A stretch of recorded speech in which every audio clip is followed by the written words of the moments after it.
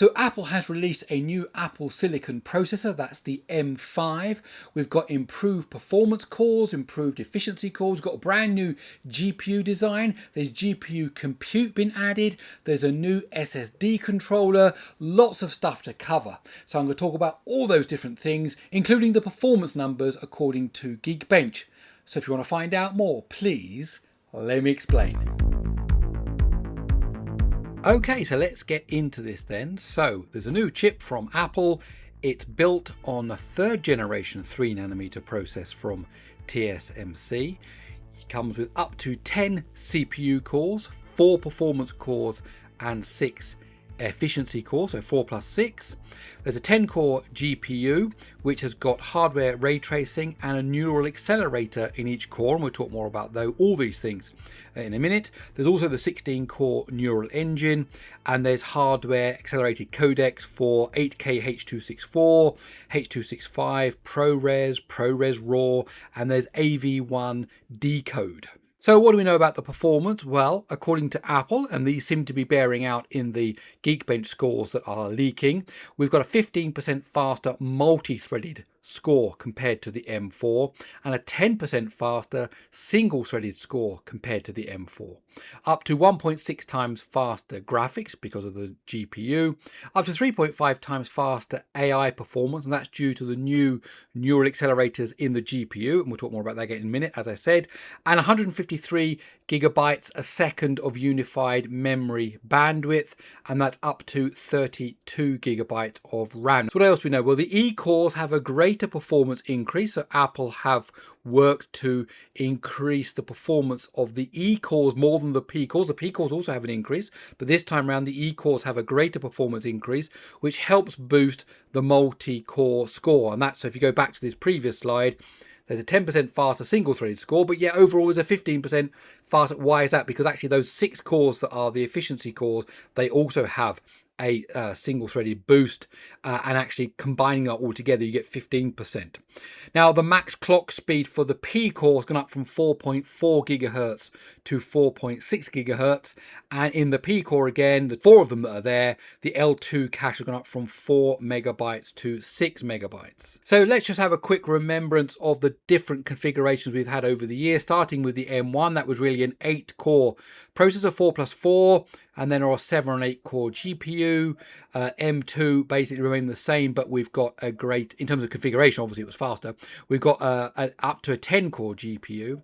Then the same for the M3, same setup as the M2, again performance increases because they were better cores. Then with the M4 we now got this 10 core CPU where, depending on what device it was going in, you know, there could be 3 performance cores, up to 4 performance cores, and again up to 6 efficiency cores, and then an 8 or a 10 core GPU. And now with the M5 there's either 3 or 4 performance cores depending on what device it's going in, and 6 efficiency cores, so it's a 10 core CPU and a 10 core GPU.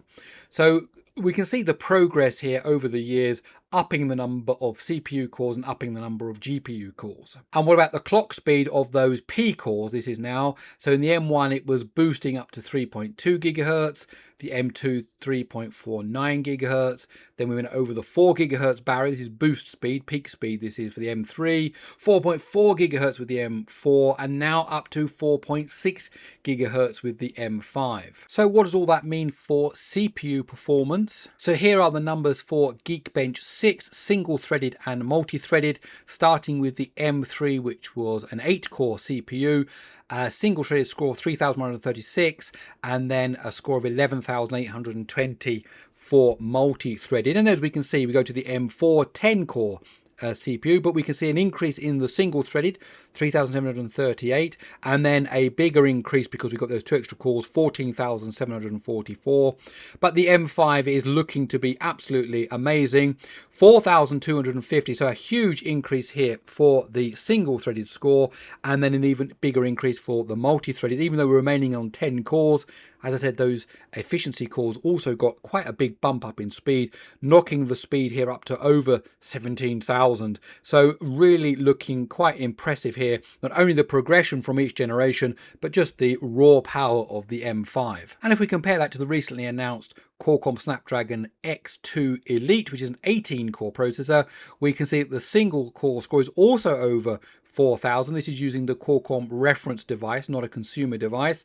So also over 4,000, so greater than the M4, greater than the M3, but just now slightly behind the M5.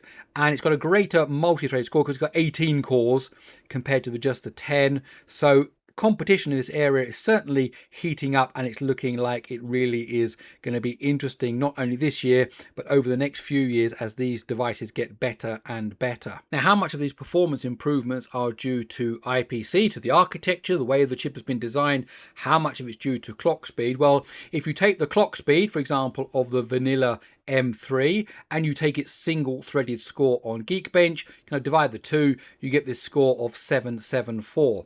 With the M4, same mathematics, you get a score of 849. So you can see there was an increase in the performance just of the chip, regardless of the clock speed for the M4. And happily, we can say the same thing is true of the M5. Even though it's running at a higher clock speed, actually per clock cycle you're getting more done. And what that actually means, if the M4 was clocked at 4.6 gigahertz like the M5, which is not, but if it was, it would actually only score around 3,900. When I say only, that's compared to the actual score of 4,250 or thereabouts for the M5. And similarly, if the M5 was clocked down to the speed of the 4.4 gigahertz of the M4, it would score 4,061, so much higher there. In fact, that's roughly what we're seeing on the M5 iPad Pro. We're getting numbers around there for the speed, and it's actually running at a lower clock speed, 4.4 gigahertz, which I'll talk about a little bit again in a moment. So memory bandwidth has also increased every generation, 100 gigabytes per second with the M3. And then, of course, there was the Pro and the Max. I've just listed here to show that there are differences in the Pro and the Max, and that's mainly because there's more memory available, which means they have added more memory controllers. 120 gigabytes a second with the M4, and now we're up to 153 gigabytes a second. That's a big improvement of the memory bandwidth just over one generation. And of course, we don't know what's coming in the future, where there's going to be Pro and Max and Ultra, and who knows what we're going to be getting further down the road. Now, one big change in the M5 is the GPU. Basically, it's a new design of the GPU. It's the second generation of the dynamic caching architecture that was first introduced in the M3. There's a new shader core design. They've increased critical math rates. They've increased triangle rates.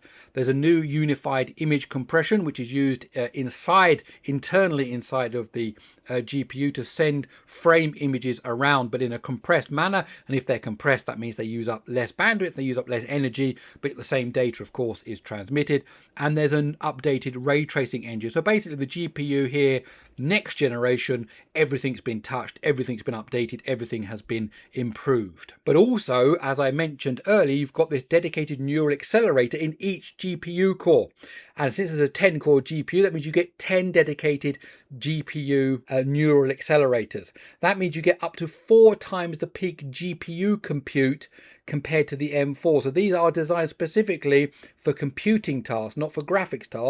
Computing tasks, which we translate over to AI tasks on the GPU.